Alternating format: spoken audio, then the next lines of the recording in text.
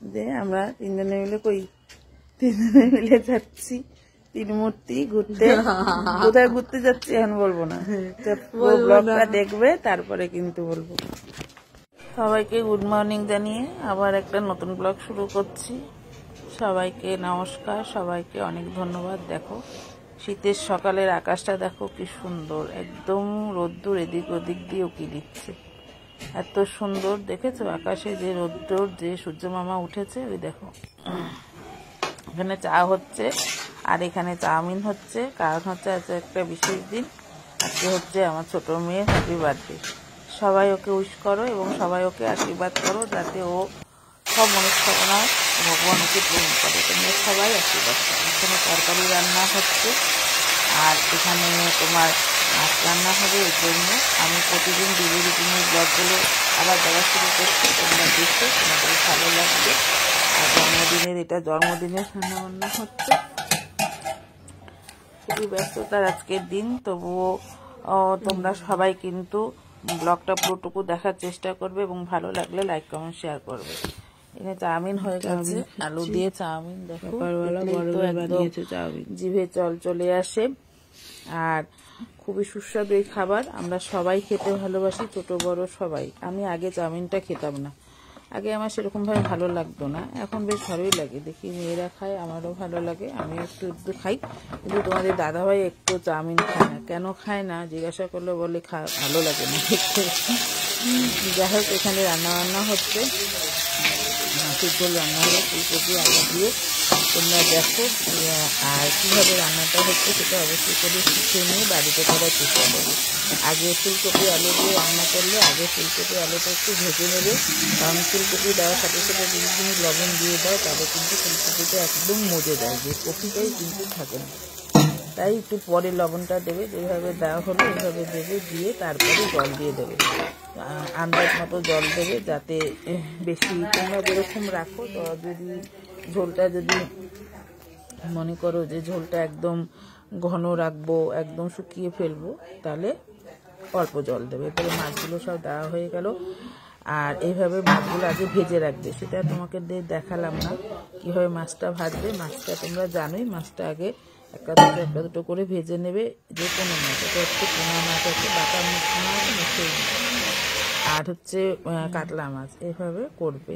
তারপরে আমরা দুপুরবেলা মেয়েকে একটু চন্দন ফোঁটা পরাচ্ছি। এভাবে আমরা প্রতি জন্মদিনে মেয়েদের একটু চন্দন ফোঁটা দিই, তোমরাও দেবে। চন্দন ফোঁটা হচ্ছে একটা আশীর্বাদ স্বরূপ। এগুলো কি এখানে আমি পুজো দিলাম। দেখো আমার গোপসোনাকে সুন্দর করে সাজিয়েছি।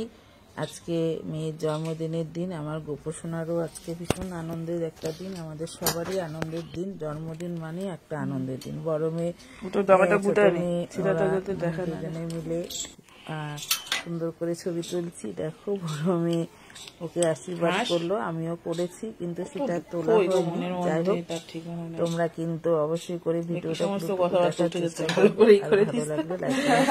একদমই ভুলবে না। আর যারা নাকি আজ ফার্স্ট আমার ভিডিওটা দেখছো তারা কিন্তু ফলো করে নেবে।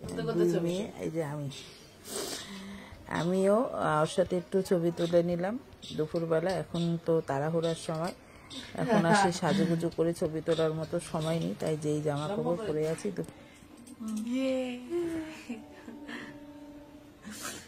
একটু দূরের থেকে তোল, তোর মুখের মধ্যে রোদ্দুরটা পড়ছে একদম।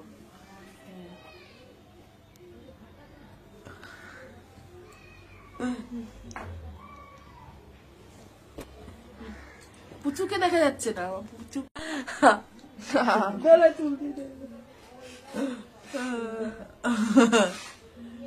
আজকে আমার মেয়ের জন্মদিন, ওর আজকে হ্যাপি বার্থডে। আমরা এখন দুপুরবেলা সবাই মিলে বসে বসে দুই মেয়ের মা মেশে গল্প করছি, আনন্দ করছি। আজকে হচ্ছে কার জন্মদিন বলুন তো? বোনের জন্মদিন।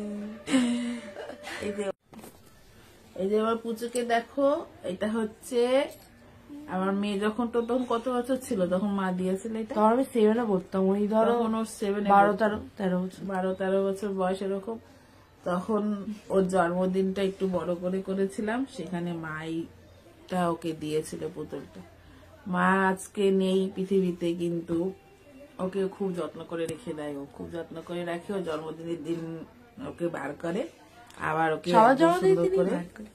সুন্দর করে গুছিয়ে রেখে দেয়। বিশেষ করে ও জন্মদিনেই বার করে, ও সব ওর দিদি আর ওর। যাই হোক, আর এই পুচুকে দেখো, পুচুরও আজকে জন্মদিন। কারণ হচ্ছে পুচুও কিন্তু ও জন্মদিনের দিনই আমাদের বাড়িতে এসেছে। ওকে আমি নাম দিয়েছি পুচু, ওর নাম পুচকি, ওর নাম পুচু।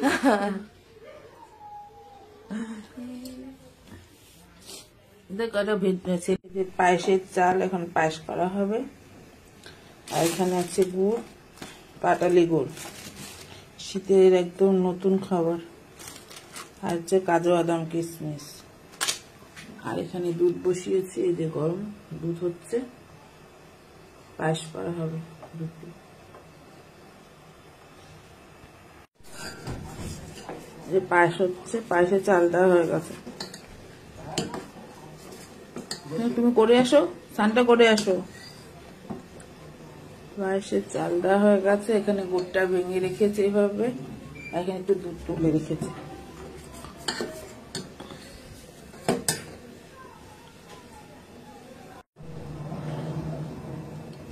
দেখো পায়েসটা কি সুন্দর হচ্ছে।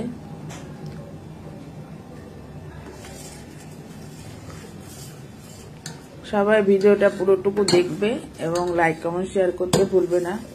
অনেকদিন পরে আমি ডেলি রুটিন এর একটা ব্লগ করছি। এটা হচ্ছে আমার মেয়ের জন্মদিনের। এখানে ভাত বসানো হয়েছে, ভাতটাও ফুটছে। এখানে ভাত হচ্ছে, এখানে পায়েস হচ্ছে, আর কি কি রান্না হয়েছে তোমাদের দেখাচ্ছি। দাঁড়া,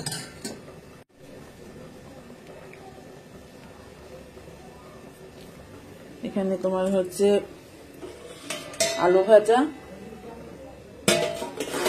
আর এখানে হচ্ছে তোমার আর পনির রান্না হয়েছে।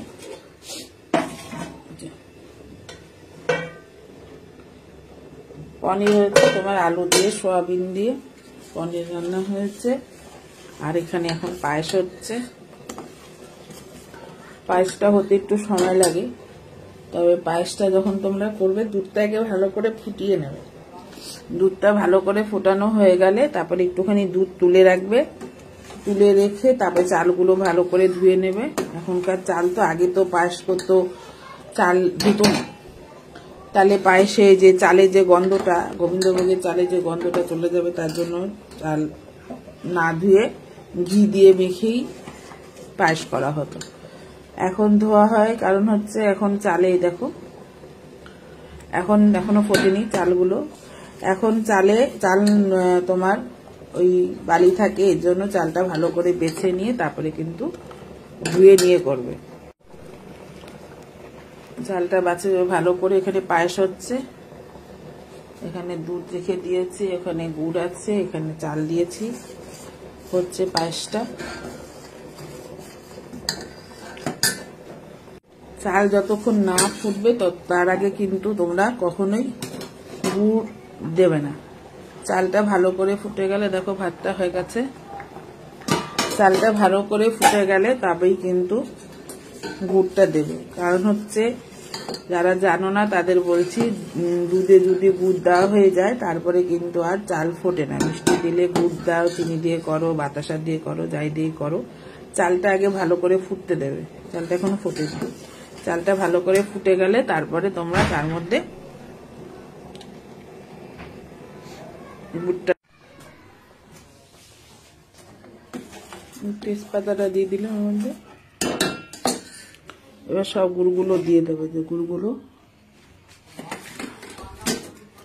গুড়টা তোমরা বুঝে দেবে, যে যেরকম যতটা চালের পায়েস রান্না করবে সেইভাবে বুঝে তারপরে গুড়টা দেবে। আর পায়েসটা হয়ে গেলে এই দুধটা আমরা তুলে রেখেছি, এই দুধটা দিয়ে দেবো।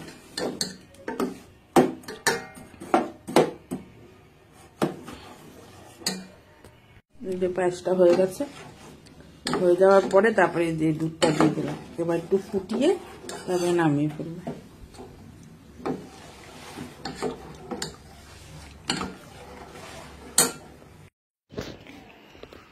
শুভ সন্ধ্যা বন্ধুরা, সবাই কেমন আছো? আবার একটা নতুন ব্লগ নিয়ে চলে এসেছি। হাই হাই, এখন তোমার এই যে সেই আমার বড় 4:18 মেয়ে বাজে। আর এই যে ছোট জন। চলো, কোথায় যাচ্ছি সেটা এখন বলবো না, তোমরা ব্লগেই দেখতে পারবে কোথায় যাচ্ছি।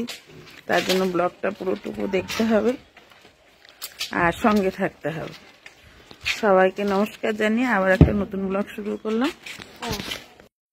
এই দূরেই দেখতে পাচ্ছি। হ্যাঁ জানি,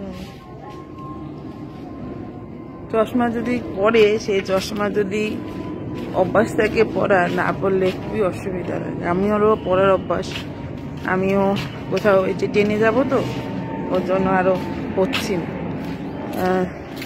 ওই ট্রেনের মধ্যে ফুলে ফুলে যাবে, এমনিতেই চলাফেরা করতে অসুবিধা।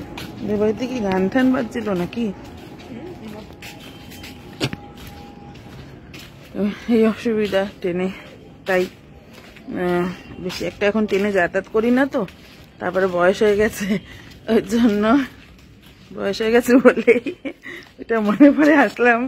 মেয়ের সাথে কলেজ গেছিলাম, মেয়ের এক বান্ধবী বলছে, আন্টি তোমার কিন্তু ততটাও বয়স হয়নি, তুমি কিন্তু এখনো ওই যে বয়স্করা যেখানে বসে সেখানে বসার কিন্তু এখনো তোমার বয়স হয়নি, সেখানে 60 বছর ঊর্ধ্বে বসে। যাই হোক, তাও বয়স তো হয়েছেই, মেয়েরা বড় হয়ে গেছে। এই যে বড় মেয়ে তোমরা তো চেনোই, আর চিনে গেছো তোমরা সবাই আমার ব্লগে দেখতে দেখতে। তবু যারা চেনো না তাদের বলছি। আর সবাই কেমন আছে ঠান্ডায় অবশ্যই জানাবে। সবাই ঠান্ডায় কেমন আছে অবশ্যই জানাবে। ভালোই ঠান্ডা পড়েছে, দেখো শীতের পোশাক পরেছি। আর বেড়াতেও যাচ্ছি। কোথায় যাচ্ছি তোমাদের অবশ্যই ব্লগে তোমরা দেখতে পাবে। ব্লগটা পুরোটুকু দেখবে, কেউ স্কিপ করবে না। স্কিপ করলে কিন্তু কিছুই জানতেও পারবে না, দেখতেও পারবে না। আর ব্লগটা পুরোটুকু দেখলে তোমরা অনেক কিছু জানতে পারবে, অনেক কিছু সেখান থেকে শিখতে পারবে। আমার ব্লগে ঘাটিস না, আমার ব্লগে অনেক কিছু শিক্ষণীয় তুমি পেয়ে যাবে, যেখান থেকে তুমি অনেক কিছু জানতে পারবে, শিখতে পারবে।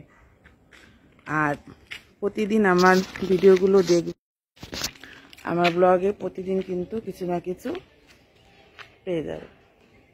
ভালো ভালো খবর, ভালো ভালো শিক্ষণীয় জিনিস তোমরা কিন্তু আমার ব্লগে অবশ্যই পেয়ে যাবে। ব্লগটা পুরোটুকু দেখবে, লাইক কমেন্ট শেয়ার করতে একদমই ভুলবে না।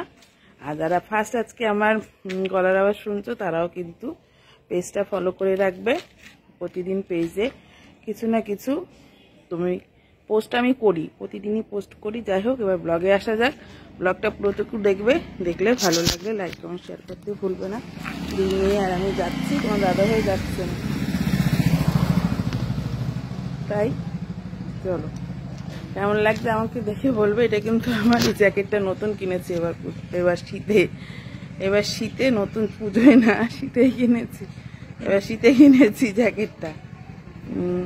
চলো, কেমন লাগছে জ্যাকেটটা পরে আমাকে অবশ্যই জানাবে। আমার দুই মেয়েকে জমজ বলে সবাই। দেখো এখন এক কালারে এই যে হুডি পরেছে, দুজনেই এক কালারে, এক সমান সমান হয়ে গেছে তো, ওর জন্য সবাই ওদের জমজ বলে। আসলে কিন্তু ওরা জমজ না, ওরা 3-4 বছরের ছোট বড়, তাই জমজ না, কিন্তু সবাই ওদের দেখলে জমজ বলে। ঠিক আছে, বলুক, আমাকে জিজ্ঞাসা করো ওরা কি জমজ। আমি না, জমজ না, ওরা 3-4 বছরের ছোট বড়, 3-3.5 বছরের ছোট বড়। যাই হোক, তোমরা চিনে গেছো আমার মেয়েদের দেখতে দেখতে। জমজ দেখালাম, দুজনে একই কালারের উঠিয়ে পড়েছে। আরও তো লোকে বলবে এই জমজ, একই কালার। আমার মা যখন ওদের পুজোয় জামা দিত, একই রঙের জামা দিত।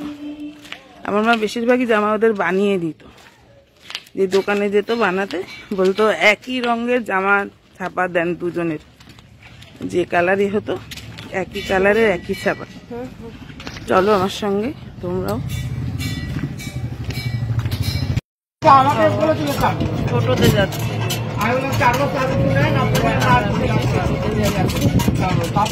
তোমরাও চলো, দেখবে এমন বললাম যে বয়স হয়ে গেছে, এখন একটু হাঁটতে পারি না। আমাদের বাড়ি থেকে স্টেশন বেশি হলে 10 মিনিট লাগবে, না হেঁটে গেলে লাগবে। তাই হাঁটতে পারি না। কিন্তু আমি 40-45 মিনিট হেঁটে বানামে যাই। কোথাও গেলে তখন আর হাঁটতে পারি না। তাই চলো তোমরাও আমাদের সঙ্গে। এখন তো কোথাও গেলে হাঁটতে থাকতে হবে না। আমরা এখন স্টেশনে চলে এসেছি। এটা হচ্ছে বিশ্বপাড়া স্টেশন, দেখো তোমরা। তো পিছন দিকে চলে যাবো কথা বলতে। এটা বিশ্বপাড়া স্টেশন। এই যে আমরা এখন ওই টিকিট কাটবো, টিকিট কাউন্টারের দিকে যাচ্ছি। তারপরে টিকিট কেটে তারপরে যাব, যেখানে যাই। চলে আসছে।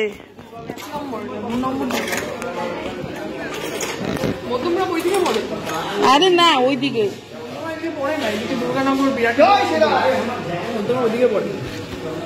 আছে, ভুলা আছে।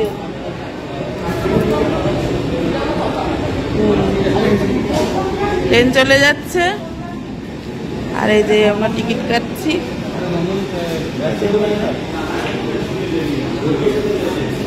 এখানে যাও, টিকিট কেটে যাও।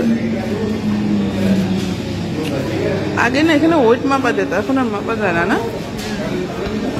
ট্রেন ফাঁকা, কিন্তু ওদিকে ট্রেন দুর্গানগরে তাও ঠিক আছে, কিন্তু টিকিট কেটেই যাবি, কারণ ট্রেন ঢুকে গেছে না। হ্যাঁ, এখন কি বলতো, আর তোকে মনে হয় যে